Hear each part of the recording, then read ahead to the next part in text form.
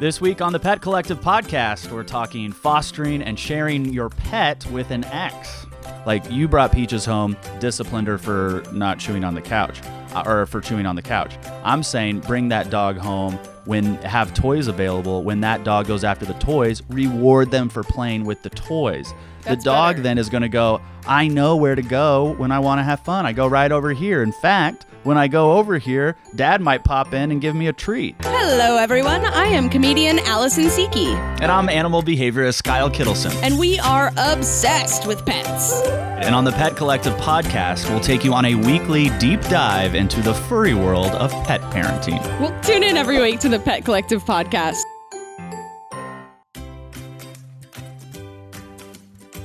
Have you ever fostered a dog? No, not on purpose. I did have to take one back once. It was extremely aggressive. It was a rescue, and it wasn't a match in our household, so we ended up just watching the dog for just over a week and then having to return it back to the rescue. That happens. There's this delicate balance that rescues have to manage between adopting dogs out, but not just adopting them out to anybody anywhere, because if those dogs aren't a right fit, it's not good for the people, it's not good for the dog. And that's where training comes in.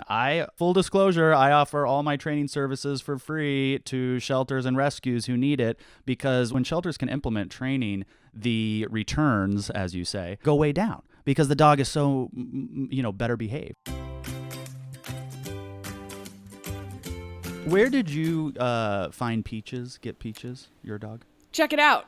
I got Peaches off of Craigslist. Peaches was listed under a rescue that was using Craigslist, but I actually adopted her when she was 6 weeks, which I believe is 2 weeks too young, according to the law. So this was not a legitimate rescue, but it was very clear I was rescuing her from something. So I felt cool with it. She was in horrible, horrible circumstances. She was abandoned in a backyard. Now she's living the life. I literally have a leather recliner back there dedicated to her. So you're welcome.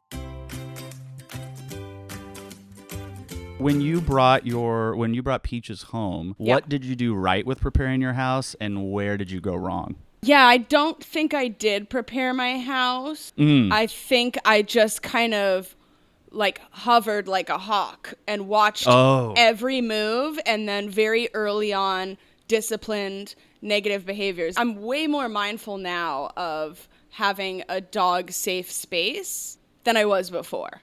And there's a lot of things you can do, right? Will you please tell everyone what you can do, because I don't want to miss something important.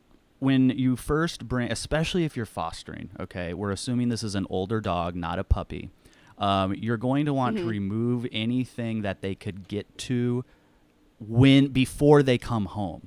So if you leave your shoes by the door normally, before you bring that dog home, put those shoes away where they can't see them. But I like to have a dog enter an environment where the dog can be successful. And if I'm bringing a dog home and there are shoes on the ground, why would that dog know not to play or chew up those shoes? Instead, when they come in the house, in their area, in their crate, there's toys and stuff for them to do. So if they get into that, like, you brought Peaches home, disciplined her for not chewing on the couch, or for chewing on the couch. I'm saying bring that dog home have toys available. When that dog goes after the toys, reward them for playing with the toys.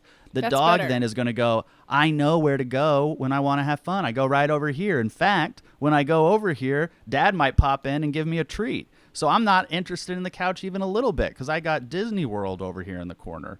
So setting up your dog for success. Yeah. That's definitely better.